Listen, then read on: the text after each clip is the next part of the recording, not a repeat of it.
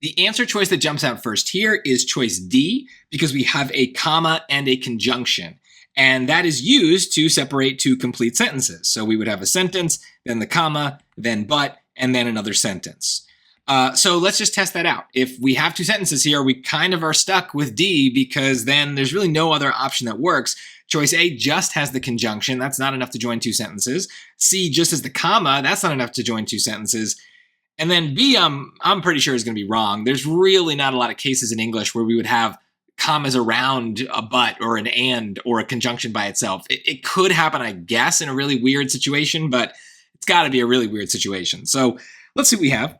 And so as I'm going to read this, I'm going to really try to force to hear if it's a sentence. So at 1,377 meters, the Singma Bridge in China is one of the longest suspension bridges in the world.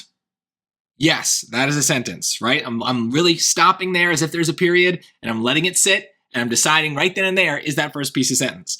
Now for the second part, I'm not going to read the word but, because the word but doesn't impact whether the next thing is a sentence. So I'm almost treating it as if the comma and the but are just a period, right? So it's almost like there's a capital letter now with the words, the Golden Gate Bridge in the United States at 1,280 meters is even longer. Well, they tried to kind of mess us up there by throwing this little piece in the middle that just kind of breaks up the sentence, but it's still a sentence. The Golden Gate Bridge in the United States is even longer. That is a sentence.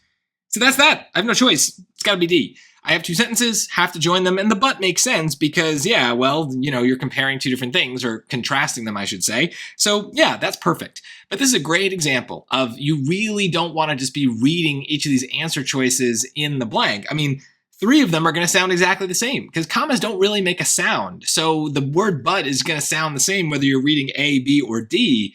There's just, you know, we got to know the rules, and looking at the choices first really helps us get the right rule first.